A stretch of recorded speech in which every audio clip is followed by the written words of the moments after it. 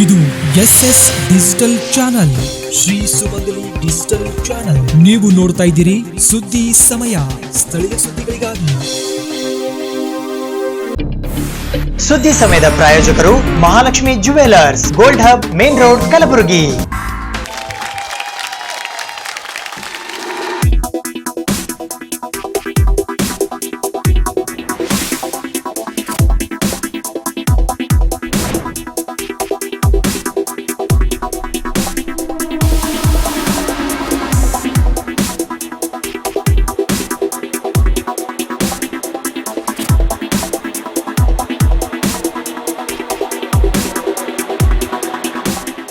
Mahalakshmi jewellers, gold hub, main road, Gulbarga.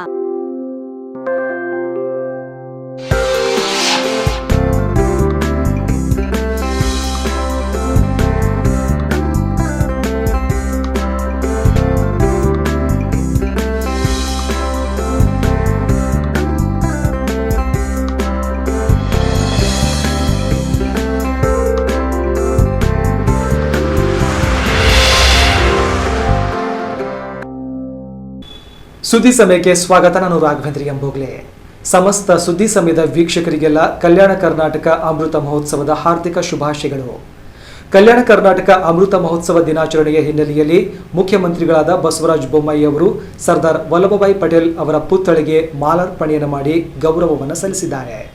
Kalyana Karnataka ಅಮೃತ ಮಹೋತ್ಸವ ದಿನಾಚರಣೆ ಕಾರ್ಯಕ್ರಮದಲ್ಲಿ ಭಾಗವಹಿಸಲು ಇಂದು ಕಲಬುರಗಿ ನಗರಕ್ಕೆ ಆಗಮಿಸಿದ ಮುಖ್ಯಮಂತ್ರಿಗಳಾದ ಬಸವರಾಜ ಬೊಮ್ಮಾಯಿ ಅವರು ಸರ್ದಾರ್ ವಲ್ಲಭಭಾಯಿ ಪಟೇಲ್ ವೃತ್ತದಲ್ಲಿ ಹೈದರಾಬಾದ್ ಕರ್ನಾಟಕ ವಿಮೋಚನೆಯ ರೂವಾರಿ ಉಕ್ಕಿನ ಮನುಷ್ಯ ಸರ್ದಾರ್ ವಲ್ಲಭಭಾಯಿ ಪಟೇಲ್ ರವರ ಪ್ರತಿಮೆಗೆ ಮಾಲಾರ್ಪಣೆ ಮಾಡಿ ಗೌರವವನ್ನು ಸಲ್ಲಿಸಿದರು. ಮುಖ್ಯಮಂತ್ರಿಗಳಿಗೆ ಕೇಂದ್ರ ರಾಸಾಯನಿಕ ರಸಗೊಬ್ಬರ ಹಾಗೂ ನವೀಕರಿಸಬಹುದಾದ ಇಂಧನ ಇಲಾಖೆ ರಾಜ್ಯ ಸಚಿವರಾದ ಭಗವಂತ ಖೂಬಾ, ಗೃಹ ಸಚಿವರಾದ ಆರಗ ಜ್ಞಾನೇಂದ್ರ, ಬೃಹತ್ ಮತ್ತು ಮಧ್ಯಮ ಕೈಗಾರಿಕೆ ಸಚಿವರು ಹಾಗೂ ಕಲಬುರಗಿ ಜಿಲ್ಲಾ ಉಸ್ತುವಾರಿ ಸಚಿವರಾದ ಡಾ ಮುರುಗೇಶ್ ಆರ್ ನಿರಾಣಿ, ತೋಟಗಾರಿಕೆ ಮತ್ತು ಯೋಜನೆ ಕಾರ್ಯಕ್ರಮ ಸಂಯೋಜನೆ ಮತ್ತು ಸಾಂಖ್ಯಿಕ ಸಚಿವರಾದ ಮುನಿರತ್ನ ಅವರು ಸಾಥ್ ನೀಡಿದರು.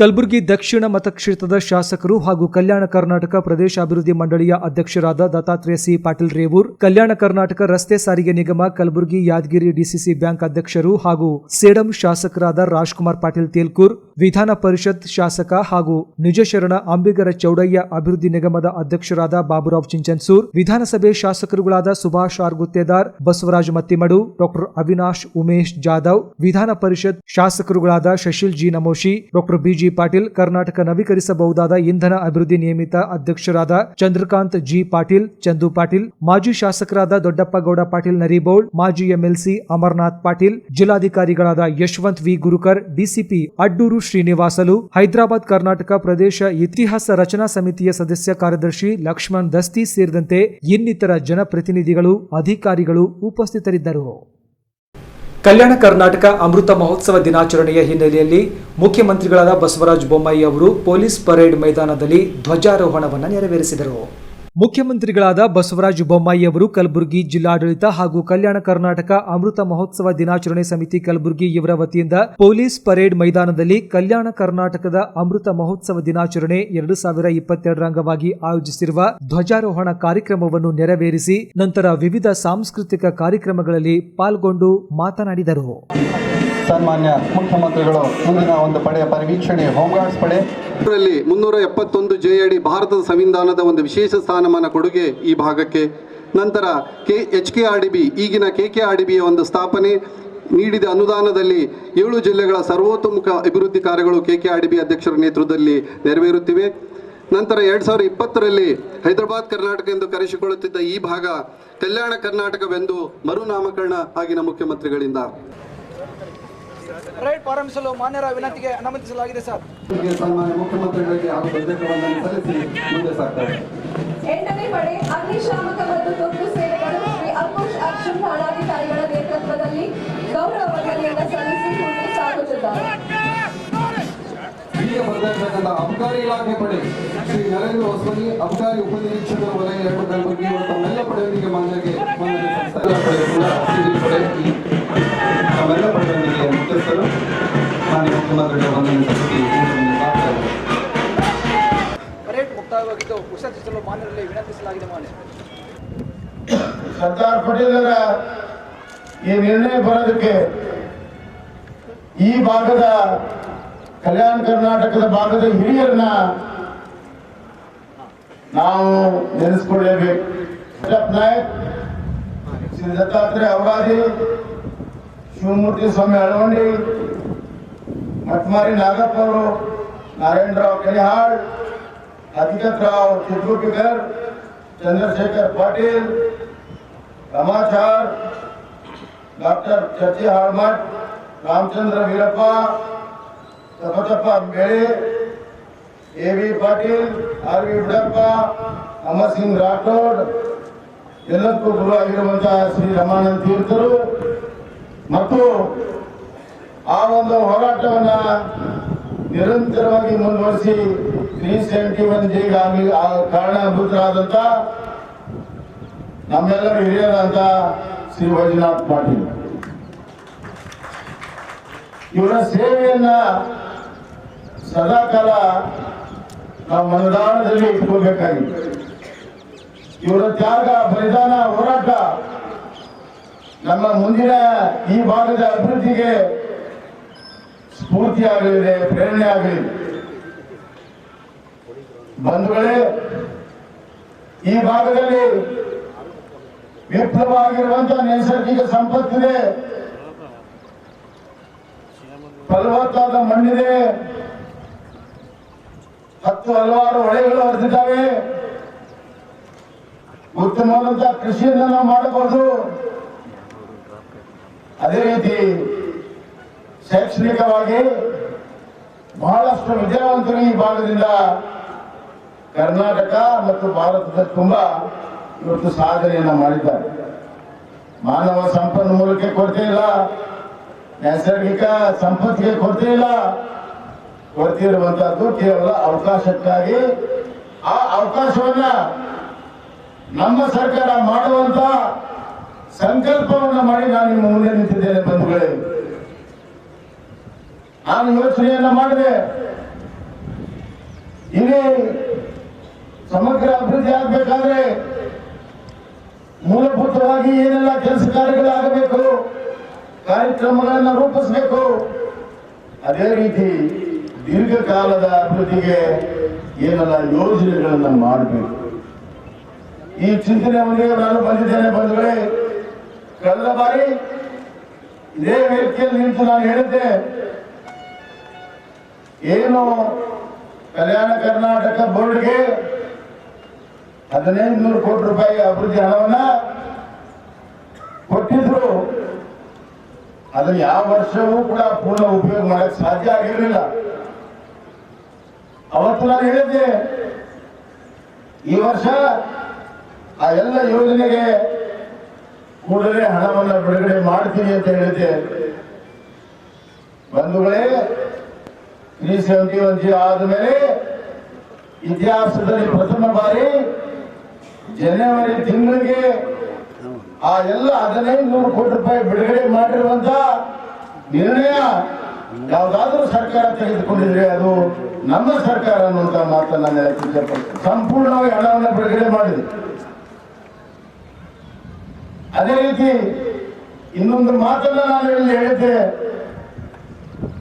ಮುಂದಿನ ವರ್ಷ ನಾನು 3,000 ಕೋಟಿ ರೂಪಾಯಿನ ಈ ಒಂದು ಕಲ್ಯಾಣ ಕರ್ನಾಟಕ ಅಭಿವೃದ್ಧಿಗೆ ಮೀಸಲಿಡ್ತೀನಿ ಅಂತ. ಅದೇ ರೀತಿ ಬಜೆಟ್ನಲ್ಲಿ 3,000 ಕೋಟಿ ರೂಪಾಯಿನ ಇಟ್ಟು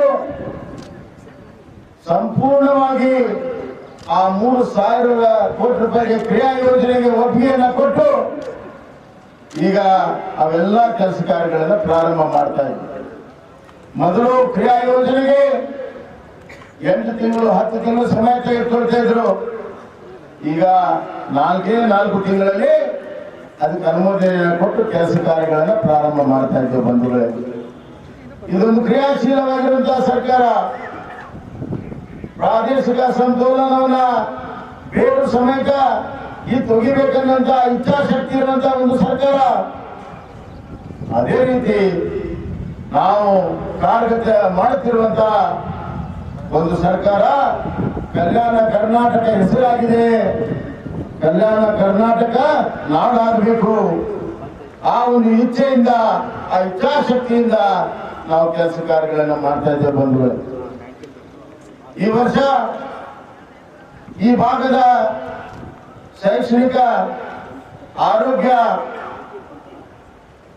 ಹೆಣ್ಣು ಮಕ್ಕಳ ಸ್ತ್ರೀ ಸಾಮರ್ಥ್ಯ, ಯುವಕರ ಶಕ್ತಿ, ಮೂಲಭೂತ ಸೌಕರ್ಯ ಹಾಗೂ ಉದ್ಯೋಗ ಅವಕಾಶ, ಈ ಸೂತ್ರಗಳನ್ನ ಇಟ್ಕೊಂಡು ಇವತ್ತು ನಾವು ಕೆಲಸ ಕಾರ್ಯಗಳನ್ನ ಮಾಡ್ತಾ ಇದ್ದೇವೆ.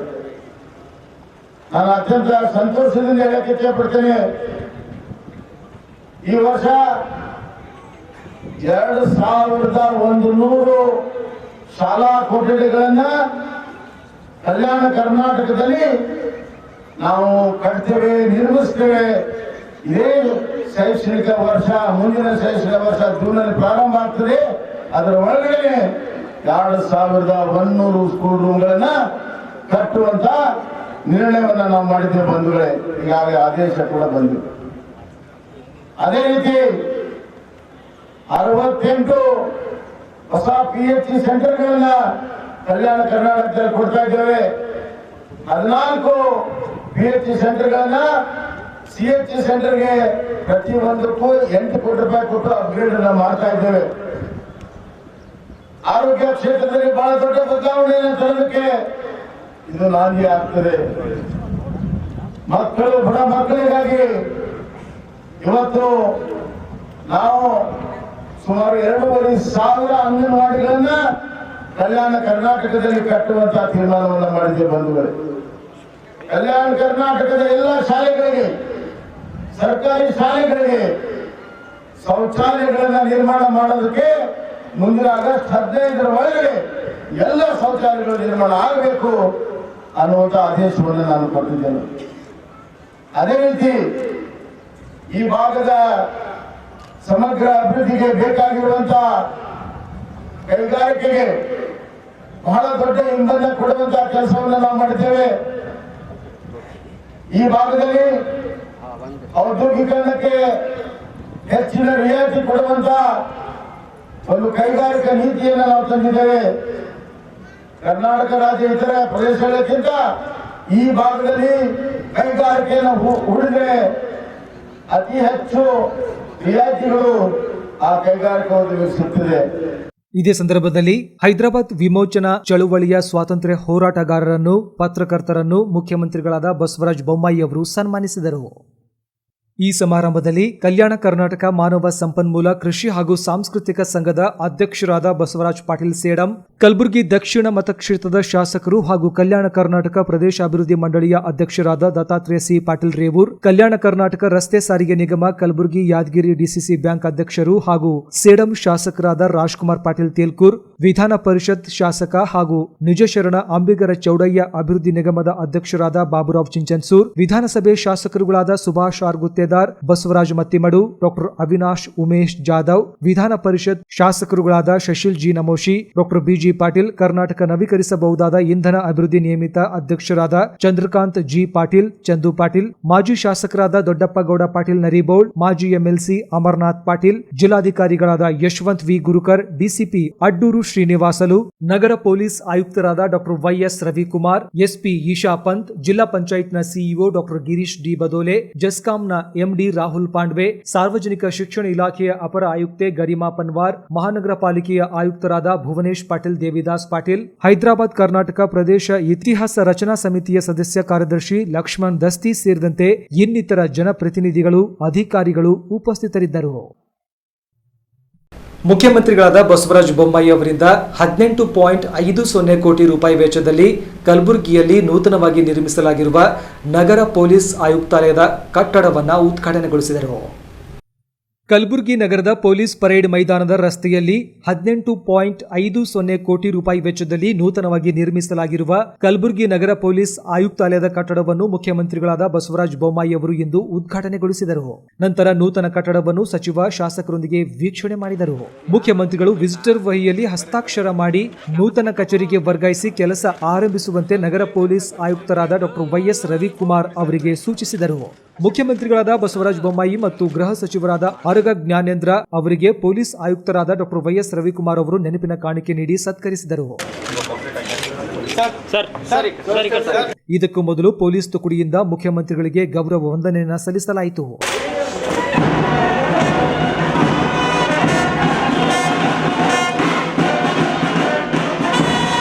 ಕೇಂದ್ರ ರಾಸಾಯನಿಕ ರಸಗೊಬ್ಬರ ಹಾಗೂ ನವೀಕರಿಸಬಹುದಾದ ಇಂಧನ ಇಲಾಖೆ ರಾಜ್ಯ ಸಚಿವರಾದ ಭಗವಂತ ಖೂಬಾ, ಬೃಹತ್ ಮತ್ತು ಮಧ್ಯಮ ಕೈಗಾರಿಕೆ ಸಚಿವರು ಹಾಗೂ ಕಲಬುರಗಿ ಜಿಲ್ಲಾ ಉಸ್ತುವಾರಿ ಸಚಿವರಾದ ಡಾ ಮುರುಗೇಶ್ ಆರ್ ನಿರಾಣಿ, ತೋಟಗಾರಿಕೆ ಮತ್ತು ಯೋಜನಾ ಕಾರ್ಯಕ್ರಮ ಸಂಯೋಜನೆ ಹಾಗೂ ಸಾಂಖ್ಯಿಕ ಸಚಿವ ಮುನಿರತ್ನ ಅವರು ಮುಖ್ಯಮಂತ್ರಿಗಳಿಗೆ ಸಾಥ್ ನೀಡಿದರು. ಸುದ್ದಿ ಇನ್ನು ಇವೆ, ಸದ್ಯಕ್ಕೆ ಬ್ರೇಕ್. ಇದು SS ಡಿಜಿಟಲ್ ಚಾನಲ್, ಶ್ರೀ ಸುಮಂಗಲಿ ಡಿಜಿಟಲ್ ಚಾನಲ್. ನೀವು ನೋಡ್ತಾ ಇದ್ದೀರಿ ಸುದ್ದಿ ಸಮಯ, ಸ್ಥಳೀಯ ಸುದ್ದಿಗಳಿಗಾಗಿ. ಸುದ್ದಿ ಸಮಯದ ಪ್ರಾಯೋಜಕರು Mahalakshmi jewellers, gold hub, main road, Kalaburagi.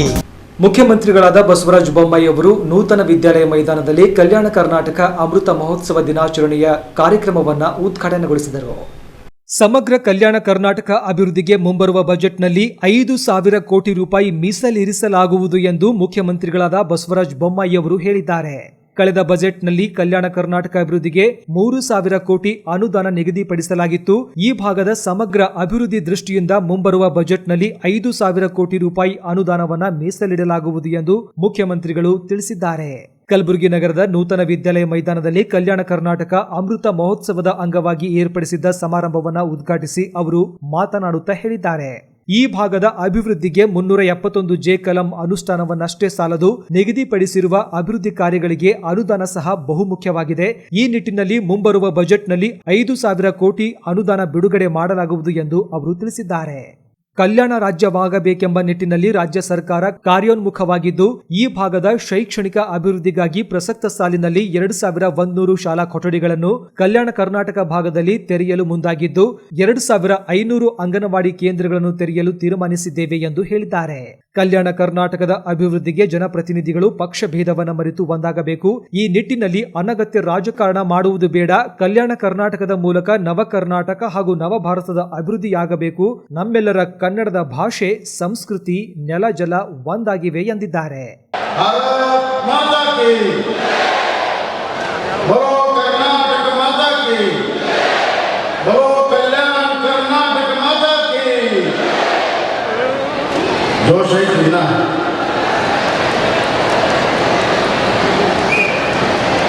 ಕಲ್ಯಾಣ ಎಂಬುವ ಪುಣ್ಯ ನಾಡಿನಲ್ಲಿ ಜನಿಸಿರುವರು ನೀವೆಲ್ಲರೂ ಕೂಡ ಪುಣ್ಯಾತ್ಮರು ಅಂತ ಈ ಸಂದರ್ಭದಲ್ಲಿ ನಾನು ಹೇಳಕ್ಕೆ ಇಷ್ಟಪಡ್ತೀನಿ. 21ನೇ ಶತಮಾನದಲ್ಲಿ ಪ್ರತಿಯೊಬ್ಬರೂ ಕೂಡ ಬದುಕಿನಲ್ಲಿ ಮುಂದೆ ಬರಬೇಕೆನ್ನುವಂತ ಹಂಬಲ ಇರುವಂತ ಈ ತೀರ್ಮಾನಗಳಲ್ಲಿ ಕಲ್ಯಾಣ ಕರ್ನಾಟಕದ ಕಟ್ಟಡೆಯ ಬಡವನಿಗೂ ಕೂಡ ತಾನು ಬದುಕಿನಲ್ಲಿ ಮುಂಬರುವಂತಹ ಸೌಭಾಗ್ಯ ಸಿಗಬೇಕು ಅನ್ನುವಂತ ಒಂದು ಅವಕಾಶವನ್ನ ಮಾಡಿಕೊಡುವಂತ ಸಮಗ್ರ ಕಲ್ಯಾಣ ಕರ್ನಾಟಕದ ಅಭಿವೃದ್ಧಿಯ ಪರ್ವವನ್ನ ಇವತ್ತು ನಾವೆಲ್ಲರೂ ಸೇರಿ ಪ್ರಾರಂಭ ಮಾಡ್ತಾ ಇದ್ದೇವೆ. ಅಮೃತ ಮಹೋತ್ಸವ ಒಂದು ವರ್ಷದಿಂದ ಎಲ್ಲರಿಗೂ ಆದರೆ ಒಂದು ವರ್ಷದ ನಂತರ ತಮಗಾಗಿದೆ. ಯಾಕಂದ್ರೆ ಹೈದರಾಬಾದ್ ನಿಜಾಮನಿಂದ ಮುಕ್ತಿ ಆಗಬೇಕಾದ್ರೆ ಒಂದು ವರ್ಷ ಬೇಕಾಯಿತು. ನಮ್ಮೆಲ್ಲರ ಹಿರಿಯರ ಹೋರಾಟ, ತ್ಯಾಗ, ಬಲಿದಾನ. ತದನಂತರ ನಮಗೆ ಸ್ವತಂತ್ರ ಬಂದ ಮೇಲೆ ದಿಟ್ಟ ಶ್ರೀಮಂತ ವಲ್ಲಭಭಾಯಿ ಪಟೇಲ್, ಉಕ್ಕಿನ ಮನುಷ್ಯ, ಅವರ ನಾಯಕತ್ವದಲ್ಲಿ ನಿಜಾಂ ಕರ್ನಾಟಕ ಇವತ್ತು ವಿಮೋಚನೆ ಆಯಿತು. ಈ ಭಾಗ ಹಲವಾರು ಐತಿಹಾಸಿಕವಾಗಿ ಹಿನ್ನಡೆಯನ್ನು ಅನುಭವಿಸಿದೆ. ಬಹಮನಿ ರಾಜರ ಆಡಳಿತ, ಪ್ರಜಾಕರ ಹಾವಳಿ ಮತ್ತು ಯಾವುದೇ ಅಭಿವೃದ್ಧಿಯನ್ನು ಕಾಣದ ಹೈದರಾಬಾದ್ ನಿಜಾಮರ ಆಡಳಿತ. ಈಗ ನಮ್ಮ ಮೇಲೆ ಎಲ್ಲ ದೊಡ್ಡ ಜವಾಬ್ದಾರಿ ಇದೆ. ಯಾವ ಕಾರಣದಿಂದ ಹಿಂದೆ ಬಂದಿತ್ತು ಅದನ್ನು ಇವತ್ತು ಸರಿಪಡಿಸಿ ಮತ್ತೆ ಸಮಗ್ರ ಕರ್ನಾಟಕ ಯಾವ ರೀತಿ ಮುಂದೆ ಹೋಗ್ತಾ ಇದೆ, ಅದರಲ್ಲಿ ಕಲ್ಯಾಣ ಕರ್ನಾಟಕವನ್ನು ಮುಖ್ಯ ವಾಹಿನಿಗೆ ತೆಗೆದುಕೊಂಡು ಹೋಗುವಂತ ಗುರುತಿರುವ ಜವಾಬ್ದಾರಿ ಬಂದಿದೆ. ಇವತ್ತು ವೇದಿಕೆ ಮೇಲೆ ಎಲ್ಲ ಹಿರಿಯರು ಕೊಟ್ಟಿದ್ದಾರೆ. ಬಸವರಾಜ ಶೇಖಣ್ಣವರ ಆದಿಯಾಗಿ, ಉಸ್ತುವಾರಿ ಸಚಿವ ನಿರ್ಣಯವರಾಗಿ, ನಮ್ಮ ಕೆಕೆಆರ್ಡಿಎ ಅಧ್ಯಕ್ಷರು ಅಪ್ಪುಗೌಡರು, ಶೋಭಾ ಅವರು, ಚಂದ್ರಶ್, ನಮ್ಮ ಎಲ್ಲ ಶಾಸಕ ಮಿತ್ರರು, ತೇರ್ಪೂರವರು, ಮುಟ್ಟಿಮೂಡವರು, ನಮ್ಮ ಎಲ್ಲ ಸಂಸತ್ ಸದಸ್ಯರಾದಂಥ ಜಾಧವ್ ಅವರು ಹಾಗೂ ಸುಭಾಷ್ ಅವರು ಎಲ್ಲರೂ ಕೂಡ ಇಲ್ಲಿ ಕೂತಿದ್ದಾರೆ. ಎಲ್ಲರ ಆಸೆ ನಮಸ್ಕರು, ಎಲ್ಲ ಮಹಾಜನತೆ, ನಮ್ಮ ಅರವಿಂದರು, ಇವರೆಲ್ಲರ ಸಂಕಲ್ಪ ಕಲ್ಯಾಣ ಕರ್ನಾಟಕವನ್ನು, ಸಮೃದ್ಧಿ ಕರ್ನಾಟಕವನ್ನು ಕಟ್ಟುವಂತ ಒಂದು ಪ್ರಮುಖ ಸಂಕಲ್ಪವನ್ನು ಮಾಡಿ ಬಂದುಕೊಂಡಿದ್ದಾರೆ. ಬಂಧುಗಳೇ, ನಿಮ್ಮೆಲ್ಲರ ಆಶೀರ್ವಾದ, ನಿಮ್ಮೆಲ್ಲರ ಬೆಂಬಲ ಅವರಿಗೆ ಇವತ್ತು ಸಿಗಬೇಕಾಗಿದೆ. ಆಡಳಿತ ಅಂತಂದ್ರೆ ಏನು? ಇವತ್ತು ವಿಧಾನಸಭೆಯಲ್ಲಿ 3ನೇ ಮಹಡಿಯಲ್ಲಿ ಕೂತ್ಕೊಂಡು ಬಿಸಿಲೇರಿ ನೀರನ್ನ ಕುಡಿದು ಬರಗಾಲದ ಬಗ್ಗೆ ಮಾತನಾಡುವಂಥದ್ದು, ವಿಧಾನಸಭೆಯ ಬೆಂಚನೆಯ ಕೋಟೆಯಲ್ಲಿ ಜನರ ಸಮಸ್ಯೆಗಳನ್ನು ಮಾತನಾಡುವಂಥದ್ದು. ಜನರ ಸಮಸ್ಯೆಯನ್ನು ಮಾತನಾಡೋದು ಬೇರೆ, ಅಲ್ಲಿ ನಾವು ಸಮಸ್ಯೆಯನ್ನು ಚರ್ಚೆ ಮಾಡ್ತೇವೆ. ಆದರೆ ಇಲ್ಲಿ ಜನ ಸಮಸ್ಯೆ ಜೊತೆಗೆ ಜೀವನ ಮಾಡ್ತಾರೆ. ಜನ ಸಮಸ್ಯೆ ಜೊತೆಗೆ ಜೀವನವನ್ನು ಮಾಡ್ತಾರೆ. ಸಮಸ್ಯೆ ಚರ್ಚೆ ಮಾಡೋದಕ್ಕೂ ಜೀವನ ಮಾಡೋದಕ್ಕೂ ಬಹಳ ವ್ಯತ್ಯಾಸ ಇದೆ. ಈ ಜನರು ಏನು ಸಮಸ್ಯೆ ಜೊತೆಗೆ ಜೀವನ ಮಾಡ್ತಾರೆ, ಇವರ ಸಮಸ್ಯೆಗಳನ್ನು ನಿವಾರಣೆ ಮಾಡಬೇಕಾದ್ರೆ ಅದಕ್ಕೆ ಪರಿಹಾರ ಜನರ ಮಧ್ಯೆ ಇದೆ. ಯಾವ ಸರ್ಕಾರ ಜನರ ಮಧ್ಯೆ ಹೋಗಿ ಆ ಸಮಸ್ಯೆನ ಆಲಿಸಿ ಪರಿಹಾರವನ್ನು ಹುಡುಕಿ ಅದನ್ನು ಅನುಷ್ಠಾನ ಮಾಡ್ತದೆ, ಅದೇ ನಿಜವಾದಂತಹ ಜನಪರವಾಗಿರುವಂತಹ ಸರ್ಕಾರ. ಹಲವಾರು ಸರ್ಕಾರಗಳು ಬಂದು ಹೋಗಿದ್ದಾವೆ, ಹಲವಾರು ಜನ ಮುಖ್ಯಮಂತ್ರಿಗಳಾಗಿ ಬಂದು ಹೋಗಿದ್ದಾರೆ, ಹಲವಾರು ನಾಯಕರನ್ನ ನೀವು ಮಾಡಿದ್ದೀರಿ. ಅವರೆಲ್ಲ ನಿಮ್ಮ ಆಶೀರ್ವಾದವನ್ನು ನಾವು ದೊಡ್ಡವರಾದ್ರು. ಆದರೆ ಈ ದೊಡ್ಡವರನ್ನು ಮಾಡಿದಂತಹ ಸೃಷ್ಟಿಕರ್ತರು ನೀವು ಎಲ್ಲಿದ್ದೀರಿ ಅಲ್ಲೇ ಇದ್ದೀರಿ. ಬದಲಾವಣೆಯ ಕಾಲ ಬಂದಿದೆ ಬಂಧುಗಳೇ, ಪರಿವರ್ತನೆಯ ಕಾಲ ಬಂದಿದೆ, ಬದಲಾವಣೆಯ ಗಾಳಿ ಬೀಸ್ತಾ ಇದೆ, ಜನ ಜಾಗೃತ ಆಗಿದ್ದಾರೆ. ಈ ಭಾಗದಲ್ಲಿ ಎಲ್ಲ ವರ್ಗದ ಜನ ಇಲ್ಲಿ ಇವತ್ತು ವಾಸಿಸ್ತಾ ಇದ್ದಾರೆ. ಪರಿಶಿಷ್ಟ ಜಾತಿ, ಪಂಗಡ, ಮುಂದುವರೆದ ವರ್ಗ, ಹಿಂದುಳಿದ ವರ್ಗ ದೊಡ್ಡ ಸಂಖ್ಯೆಯಲ್ಲಿದ್ದಾರೆ. ಅವರೆಲ್ಲರ ಆಶೋತ್ತರಗಳು ವಿಭಿನ್ನವಾಗಿದ್ದಾವೆ. ಕೆಲವರಿಗೆ ಇನ್ನೂ ಮನೆ ಇಲ್ಲ, ಮನೆ ಒದಗಿಸಬೇಕಾಗಿತ್ತು. ಕೆಲವು ಹಳ್ಳಿಗಳಿಗೆ ಸಂಪರ್ಕ ಅಷ್ಟೇ ಇಲ್ಲ, ಕೆಲವು ಊರಲ್ಲಿ ಶಾಲೆಗಳಿಲ್ಲ, ಕೆಲವು ಊರುಗಳಲ್ಲಿ ಆಸ್ಪತ್ರೆ ಇಲ್ಲ. ಈ ಮೂಲಭೂತ ಸೌಕರ್ಯ ಕೊಟ್ಟಾಗ ಒಂದು ಆರೋಗ್ಯಕರವಾಗಿರುವಂತ, ಒಂದು ವಿಶ್ವಾಸಭರಿತವಾದಂತ ಒಂದು ಜೀವನವನ್ನು ನಡೆಸಲು ಸಾಧ್ಯ ಬಂಧುಗಳೇ. ಹೀಗಾಗಿ ನನ್ನ ಸರ್ಕಾರ ಈ ಮೂಲಭೂತ ಬದಲಾವಣೆ ಮಾಡಲು ಸಂಕಲ್ಪ ಹೊತ್ತು ನಮ್ಮಲ್ಲಿ ಬಂದಿದೆ ಬಂಧುಗಳೇ. ಕಳೆದ ಬಾರಿ ನಾವು ಇವತ್ತೇ ಈ ಸೆಪ್ಟೆಂಬರ್ 17 ಬಂದಾಗ 2021ಕ್ಕೆ ನಾನು ನೋಡಿದ ಮೇಲೆ ಹೇಳಿದೆ 1500 ಕೋಟಿ ಅಲ್ಲ 3000 ಕೋಟಿಯನ್ನ KKRDBಗೆ ಕೊಡ್ತೀನಿ ಅಂತ ಹೇಳಿದ್ದೆ.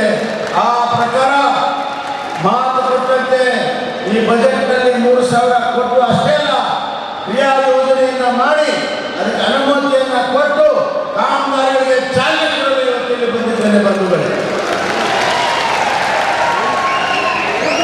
ಇದು ಜನಪರವಾಗಿರುವಂತಹ ಒಂದು ಸರ್ಕಾರದ ಕೆಲಸ. ಇವತ್ತು ಕರ್ನಾಟಕದ ಉದ್ದಾಗಲಕ್ಕೂ ಕೂಡ 2100 ಶಾಲಾ ಕೊಠಡಿಗಳನ್ನ ಚಾಲನೆಯನ್ನ ನಾನು ಕೊಡ್ತಾ ಇದ್ದೇನೆ. ಕರ್ನಾಟಕ ಉದಯ ಆದ ಮೇಲೆ ಇಡೀ ಕರ್ನಾಟಕಕ್ಕೆ 2000 ಕೊಠಡಿ ಕಟ್ಟಿರಲಿಲ್ಲ. ಇವತ್ತು 8000 ಕೊಠಡಿಯನ್ನು ಕರ್ನಾಟಕದಲ್ಲಿ ಕಟ್ಟಿದ್ರೆ ಅದರಲ್ಲಿ 2100 ಕಲ್ಯಾಣ ಕರ್ನಾಟಕದಲ್ಲಿ ಇವತ್ತು ನಾವು ಕಟ್ತಾ ಇದ್ದೇವೆ ಬಂಧುಗಳೇ. ಎಲ್ಲೆಲ್ಲಿ ಶಾಲಾ ಕೊಠಡಿಗಳಿಲ್ಲ ಅಲ್ಲಿ ಶಾಲಾ ಕೊಠಡಿಗಳಾಗಬೇಕು. ಕಲ್ಯಾಣ ಕರ್ನಾಟಕದ ಎಲ್ಲ ಸರ್ಕಾರಿ ಶಾಲೆ ಮತ್ತು ಪ್ರೌಢಶಾಲೆಗಳಲ್ಲಿ ಶೌಚಾಲಯ 100 ಸರ್ಕಾರಿ ಶಾಲೆಯಲ್ಲಿ ಮುಂದಿನ ಆಗಸ್ಟ್ 15 ಒಳಗಡೆ ಶೌಚಾಲಯಗಳನ್ನ ನಿರ್ಮಾಣ ಮಾಡಬೇಕಂತ ಆದೇಶವನ್ನು ಮಾಡಿದ್ದೇನೆ ಬಂಧುಗಳೇ. ಇವತ್ತು ನಾನು ಇಡೀ ನಮ್ಮ ಈ ಭಾಗದಲ್ಲಿ ಒಂದು ಹಬ್ಬದ ವಾತಾವರಣ ಕಾಣ್ತಾ ಇದೆ. ಇವತ್ತು ನಮ್ಮ ಪ್ರಧಾನಮಂತ್ರಿ ನರೇಂದ್ರ ಮೋದಿ ಅವರ ಜನ್ಮೋತ್ಸವ ಕೂಡ ಇದೊಂದು ಐತಿಹಾಸಿಕ. ನಮ್ಮ ನರೇಂದ್ರ ಮೋದಿಜಿ ಅವರ ಜನ್ಮೋತ್ಸವ ನನಗೆ ಅನಿಸುತ್ತದೆ ನರೇಂದ್ರ ಮೋದಿಜಿ ಅವರಿಗೆ ಇವತ್ತಿನ ಯೋಚನೆ ಅವರು ಹುಟ್ಟಬೇಕಂತಂದ್ರೆ ಏನಾದ್ರೂ ಕಾರಣಗಳು ಕಾಣ್ತವೆ ಬಂಧುಗಳೇ. ನಾವು ಈ ಭಾಗಕ್ಕೆ ಮುಖ್ಯಮಂತ್ರಿಗಳು ಅನೇಕ ಕಾರ್ಯಕ್ರಮಗಳು ಕೊಡ್ತಾ ಇದ್ದಾರೆ. ನಾವು ಅದನ್ನು ಸದುಪಯೋಗ ಮಾಡಿಕೊಂಡೆ ಈ ಭಾಗ ಇವತ್ತು ಅಭಿವೃದ್ಧಿ ಆಗ್ತಾ ಇದೆ. ಇವತ್ತು ಕಲ್ಯಾಣ ಕರ್ನಾಟಕದನ್ನ ಅಭಿವೃದ್ಧಿಗೊಳಿಸಬೇಕು ಅಂತ ಹೇಳಿ ಮಾನ್ಯ ಮುಖ್ಯಮಂತ್ರಿಗಳು ಇವತ್ತು ಈ ಭಾಗಕ್ಕೆ ಯಾರಾದ್ರೂ ಇಷ್ಟೊಂದು ದೊಡ್ಡ ಪ್ರಮಾಣದಲ್ಲಿ 3000 ಕೋಟಿ ರೂಪಾಯಿ ಅನುದಾನವನ್ನ ಕೊಟ್ಟಿರುವಂತ ಏಕೈಕ ಮುಖ್ಯಮಂತ್ರಿ ಯಾರಾದ್ರೂ ಇದ್ರೆ ಅದು ನಮ್ಮ ಬಸವರಾಜ ಬೊಮ್ಮಾಯಿ ಸಾಹೇಬರು ಅಂತ ಈ ಸಂದರ್ಭದಲ್ಲಿ ನಾವು ಹೇಳಬೇಕಾಗುತ್ತೆ. ತಾವೆಲ್ಲರೂ ಕೂಡ ಗೊತ್ತಿದೆ, ಸರ್ದಾರ್ ಪಟೇಲ್ರು ಐರನ್ ಮ್ಯಾನ್ ಆಫ್ ಇಂಡಿಯಾ ಅಂತಂದ್ರೆ ಸರ್ದಾರ್ ಪಟೇಲ್ ಅಂತ ಹೇಳಿ ನಾವು ಕರೀತೇವೆ. ಈಗ ಸರ್ದಾರ್ ಪಟೇಲ್ ಇಡೀ ದೇಶದಲ್ಲಿ ಐರನ್ ಮ್ಯಾನ್ ಆಫ್ ಇಂಡಿಯಾ ಅಂತಂದ್ರೆ ಅಮಿತ್ ಶಾ ಅವರು ಅಂತ ಹೇಳಿ ನಾವು ಹೇಳ್ತೇವೆ ಇಡೀ ದೇಶದಲ್ಲಿ. ಅದೇ ಕರ್ನಾಟಕದಲ್ಲಿ ಸರ್ದಾರ್ ಪಟೇಲ್ ಮತ್ತು ಐರನ್ ಮ್ಯಾನ್ ಆಫ್ ಕರ್ನಾಟಕ ಅಂತಂದ್ರೆ ಅದು ನಮ್ಮ ಬಸವರಾಜ ಬೊಮ್ಮಾಯಿ ಸಾಹೇಬರು ಅಂತ ಹೇಳಿ ನಾವು ಹೇಳಬೇಕಾಗುತ್ತೆ. ಸರ್ದಾರ್ ಪಟೇಲ್ಗಳ ರೂಪದಲ್ಲಿ ಇವತ್ತಿನ ದಿವಸ ನಮ್ಮ ಭಾಗಕ್ಕೆ ಅತ್ಯಂತ ಕಳಕಳಿಯನ್ನ ಇಟ್ಕೊಂಡು ಈ ಭಾಗ ಅಭಿವೃದ್ಧಿ ಹೊಂದಬೇಕು ಅಂತ ಹೇಳಿ ಆ ಒಂದು ಕಳಕಳಿಯನ್ನ ಇಟ್ಕೊಂಡು ಮಾನ್ಯ ಮುಖ್ಯಮಂತ್ರಿಗಳು ಕೆಲಸ ಮಾಡ್ತಾ ಇದ್ದಾರೆ. ಅವರ ಮಾರ್ಗದರ್ಶನದಲ್ಲಿ ಇವತ್ತು ಹಿಂದೆ 1500 ಕೋಟಿ ರೂಪಾಯಿ ಕೊಟ್ಟಂತ ಅನುದಾನ ಇವತ್ತು ಸಮರ್ಪಕವಾಗಿ ಬಳಕೆಯನ್ನ ಮಾಡೋದ್ರ ಮುಖಾಂತರ ಇವತ್ತು ಪೂರ್ತಿ ಹಣವನ್ನ ಯಾವುದೇ ಹಿಂದೆ ಇತಿಹಾಸ ತೆಗೆದು ನೋಡಿದಾಗ ಯಾವ ಸರ್ಕಾರಗಳು ಕೂಡ ಕೇವಲ ಘೋಷಣೆಯನ್ನು ಮಾತ್ರ ಮಾಡ್ತಾ ಇತ್ತು ಹಿಂದಿನ ಸರ್ಕಾರಗಳು. ಆದ್ರೆ ಆ ಘೋಷಣೆಯನ್ನ ಮಾಡಿದ ಮೇಲೆ ಅಷ್ಟೊಂದು ಬಿಡುಗಡೆ ಮಾಡುವಂತ ಸಂದರ್ಭದಲ್ಲಿ ಅನುದಾನ ಕೊಡುವಂತ ಸಂದರ್ಭದಲ್ಲಿ ಯಾವುದೇ ಸರ್ಕಾರ ಹಣ ಬಿಡುಗಡೆ ಮಾಡ್ತಾ ಇರಲಿಲ್ಲ. ಆದ್ರೆ ಹೇಳಿದಂತೆ ನಡೆಯುವಂಥದ್ದು, ನುಡಿದಂತೆ ನಡೆಯುವಂತ ಮುಖ್ಯಮಂತ್ರಿ ನಾವು ಎಲ್ಲರೂ ಕಾಣ್ತಾ ಇದ್ರೆ ಅದು ನಮ್ಮ ಬಸವರಾಜ ಬೊಮ್ಮಾಯಿ ಸಾಹೇಬರು ಅಂತ ಹೇಳಿ ನಾವು ಹೇಳಬೇಕಾಗುತ್ತೆ. ಶ್ರೀ ಭಗವಾನ್ ವಿಶ್ವಕರ್ಮ ಪೂಜಾ ಮಹೋತ್ಸವದ ಅಂಗವಾಗಿ ಇಂದು ಬೆಳಗ್ಗೆ 7 ಗಂಟೆಗೆ ಭಗವಾನ್ ಶ್ರೀ ವಿಶ್ವಕರ್ಮರ ಧ್ವಜಾರೋಹಣ ಹಾಗೂ ಮಹಾಪ್ರಸಾದ ವಿತರಣೆ ಕಾರ್ಯಕ್ರಮ ಹಮ್ಮಿಕೊಳ್ಳಲಾಗಿತ್ತು.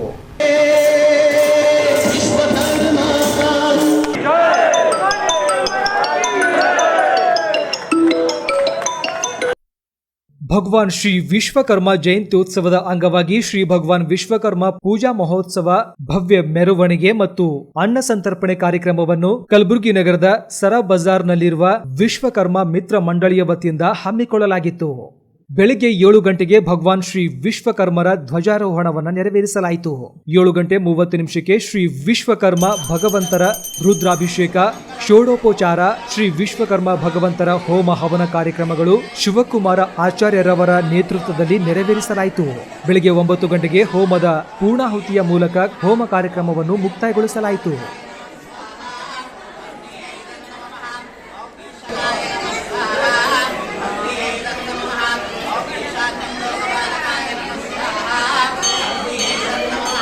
ಶ್ರೀ ವಿಶ್ವಕರ್ಮನ ಪೂಜಾ ಮಹೋತ್ಸವವು ಇಂದಿನ ಸೆಪ್ಟೆಂಬರ್ 17 ಅಂದರೆ ಕನ್ಯಾ ಸಂಕ್ರಮಣ ಪ್ರೀತ್ಯರ್ಥವಾಗಿ ಈ ಒಂದು ವಿಶ್ವಕರ್ಮ ಪೂಜಾ ಮಹೋತ್ಸವವನ್ನು ವೇದ ಕಾಲದಿಂದಲೂ ಕೂಡ ನಡೆದುಕೊಂಡು ಬಂದಿದೆ.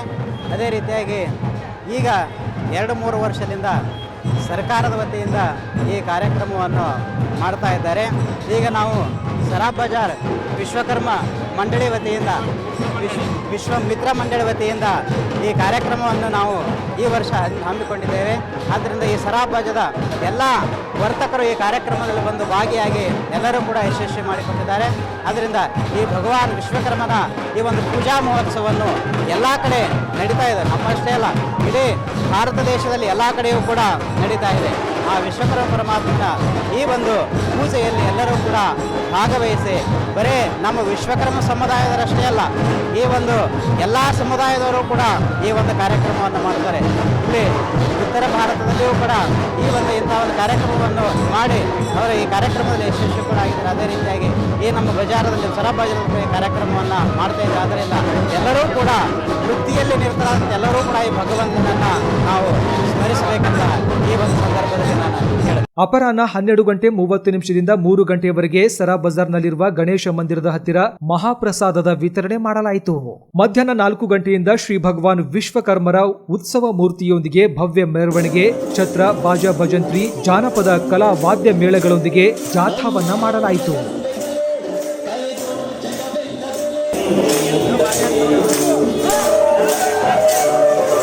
ಈ ಮೆರವಣಿಗೆಯು ಶ್ರೀ ಕಾಳಿಕಾದೇವಿ ದೇವಸ್ಥಾನದಿಂದ ಪ್ರಾರಂಭಗೊಂಡು ಸರ ಬಜಾರ್, ಕಪಡಾ ಬಜಾರ್, ನಗರದ ಪ್ರಮುಖ ಬೀದಿಗಳಲ್ಲಿ ಸಂಚರಿಸಿ ನಂತರ ಮೆರವಣಿಗೆಯು ಶ್ರೀ ಕಾಳಿಕಾದೇವಿಗೆ ಬಂದು ತಲುಪಿತು.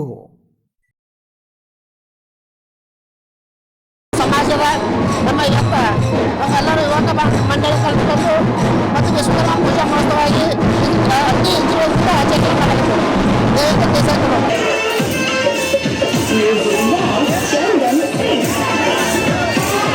ಇದೇ ವೇಳೆ ಬೆಳಗ್ಗೆ 11:30 ಸರಾಬ್ ಬಜಾರ್ನ ಗಣೇಶ ಮಂದಿರದಲ್ಲಿ ಶ್ರೀ ಭಗವಾನ್ ವಿಶ್ವಕರ್ಮರ ಭಾವಚಿತ್ರಕ್ಕೆ ಪುಷ್ಪಾರ್ಚನೆ ಮಾಡುವ ಮೂಲಕ ಪೂಜೆಯನ್ನ ವಿಶ್ವಕರ್ಮ ಸಮಾಜದ ಎಲ್ಲಾ ಮುಖಂಡರು ನೆರವೇರಿಸಿದರು. ನಂತರ ಮಹಾಪ್ರಸಾದದ ವಿತರಣೆ ಮಾಡಲಾಯಿತು.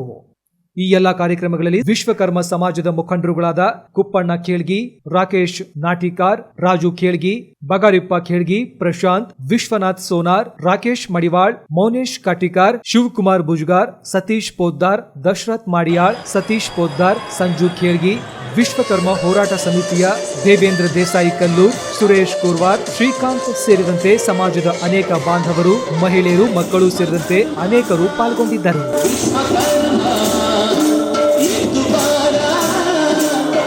ಇವಿಷ್ಟು ನಮ್ಮ ಇವತ್ತಿನ ಸುದ್ದಿ ಸಮಯ. ಸ್ಥಳೀಯ ಸುದ್ದಿಗಳಿಗಾಗಿ ನೋಡ್ತಾ ಇರಿ ಸುದ್ದಿ ಸಮಯ. ಸುದ್ದಿ ಸಮಯದ ಲೇಟೆಸ್ಟ್ ಅಪ್ಡೇಟ್ಗಾಗಿ ಸುದ್ದಿ ಸಮಯ ಕಲಬುರಗಿ ಯೂಟ್ಯೂಬ್ ಚಾನಲ್ ಅನ್ನು ಸಬ್ಸ್ಕ್ರೈಬ್ ಮಾಡಿ ಮತ್ತು ಫೇಸ್ಬುಕ್ ಪೇಜ್ ಅನ್ನು ಲೈಕ್ ಮಾಡಿ.